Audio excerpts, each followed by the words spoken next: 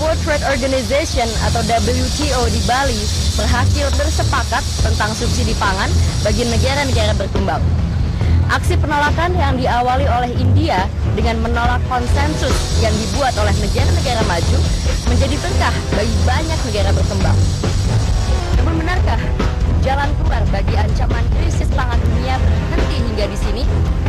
Atau sebetulnya ini baru langkah awal dari sinyal bencana kelaparan di masa yang akan datang?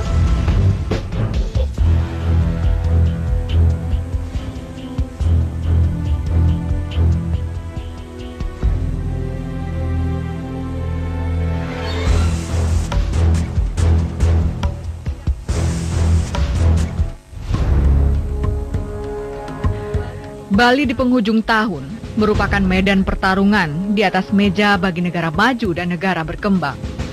Kepada mereka yang terhimpun dalam konferensi tingkat menteri WTO ke-9 di Indonesia, nasib ekonomi bangsa dunia diperdebatkan. Seiring jalannya perundingan, publik sempat dikunci rasa dilema menyaksikan persaingan antara pemikiran global yang liberal, kepentingan sosial lingkungan, dan kedaulatan negara. Karena sebelum dijumpai kata sepakat dalam paket agrikultur, India sempat bersikukuh meminta kenaikan subsidi pertanian bagi negara berkembang dari 10% menjadi 15%. Pertama, saya ingin katakan bahwa momentum pertemuan WTO di Bali ini itu bisa dilihat sebagai satu upaya untuk mengembalikan kepercayaan bangsa-bangsa di dunia terhadap sistem perdagangan multilateral. Mengapa ingin dikembalikan? Karena pada dasarnya ya bahwa 18 tahun keterlibatan ya baik itu negara utara maupun selatan dalam kaitan dengan perdagangan multilateral, terlihat betul ada ketimpangan yang sangat besar gitu ya. Bahwa negara-negara maju mendapatkan manfaat yang cukup signifikan dalam peningkatan ekonominya. Di sisi yang lain gitu ya, ada situasi di mana negara-negara berkembang dan miskin terlihat betul bahwa mereka justru menjadi target pasar dari produk-produk negara-negara maju. Sebelumnya, negara maju seperti Amerika Serikat menyetujui usulan negara berkembang untuk memberikan subsidi lebih dari 10% output nasional. Namun, ihwal memberikan jangka subsidi 4 tahun enggan diterima oleh India karena solusi interim yang ibarat cicipan manis sesaat. Sikap India memperjuangkan kemerdekaan pangan di negerinya memukau rekan sesama negara berkembang. Ihwal ketahanan pangan senantiasa menjadi isu sensitif yang terus bergulir di tengah semakin berlipatnya penduduk dunia. Padahal negara-negara berkembanglah yang menghidupi pasokan pangan dunia. Sebuah pertanyaan besar, karena faktanya orang-orang di negeri pengekspor pangan justru hidup dalam krisis pangan. Itu bisa kelihatan betul bahwa subsidi di sektor pertanian itu sangat minim sekali, ya, atau anggaran untuk sektor pertanian itu sangat minim sekali, perikanan itu sangat minim sekali. Padahal ini adalah sektor strategis kita yang perlu kita jaga.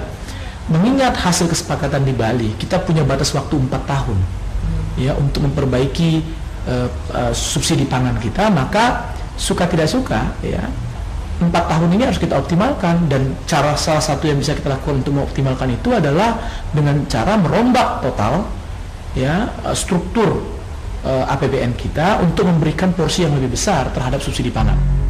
Setelah negosiasi panjang, India melunak dan menyetujui paket Bali untuk memberikan fleksibilitas bagi negara berkembang dan menerapkan program ketahanan pangan. Kita pun bisa lihat hari ini kita secara faktual ya tersandra dengan sistem perdagangan multilateral di bawah WTO, mengingat ternyata pada prinsipnya negara kita terus ditakut-takuti ya oleh rezim perdagangan ini, karena kita selalu dilarang ya atau terus ditekan untuk tidak memberikan insentif terhadap sektor pertanian kita ya. Dalam banyak kesempatan saya kira bahwa kita dilarang untuk menutup keran impor produk-produk hortikultura, kita dilarang untuk menutup impor daging ya, dan seterusnya ya, ikan dan seterusnya. Sehingga apa yang terjadi sekarang? Yang terjadi sekarang justru ya negara-negara maju dapat leluasa ya menjual produk-produk pangannya ke Indonesia, apakah itu daging, kedelai, ya, susu dan seterusnya, dengan harga yang lebih murah daripada harga yang ada di lokal kita, ya, sehingga apa implikasinya? Implikasinya petani-petani kita pun kehilangan kesempatan pekerjaan, kehilangan kesempatan untuk mendapatkan pasar yang menguntungkan baginya. Ya.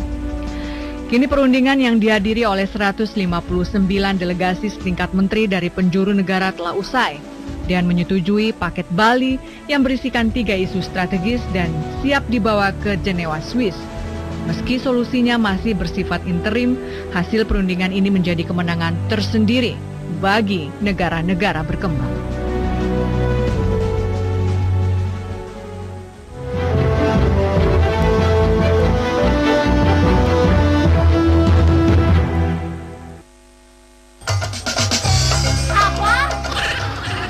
Zoom out.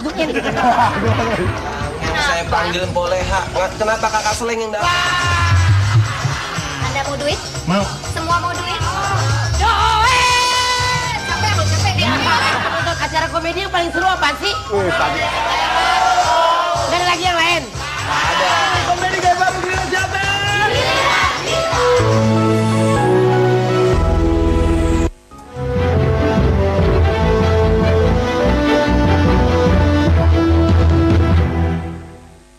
Dan saudara, di penghujung laporan ini kami hadirkan segmen highlights untuk Anda dan sekaligus menutup perjumpaan kita dalam reportase internasional edisi kali ini. Sampai jumpa.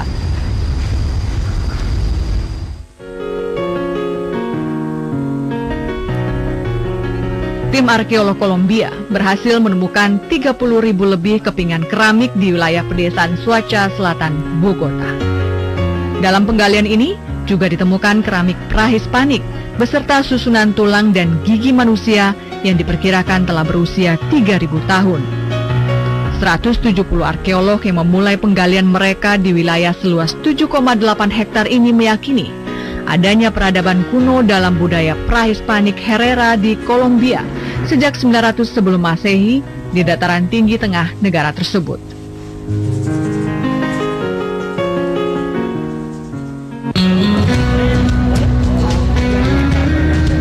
Ratusan orang bergabung dalam parade cahaya obor dengan menyusuri jalan utama di Oslo, Norwegia. Untuk menghormati pemenang hadiah Nobel perdamaian tahun ini, O.P. Siwi, pada 10 Desember lalu. Pengawas senjata kimia itu dianugerahi Nobel atas kerja kerasnya menghilangkan stok senjata kimia di sekitar medan perang sipil di Suriah. O.P. Siwi sendiri merupakan sebuah organisasi yang relatif kecil dengan anggaran sederhana, mengirim ahli untuk Suriah setelah serangan gas sarin yang menewaskan lebih dari 1.400 orang di dekat Damaskus pada bulan Agustus lalu.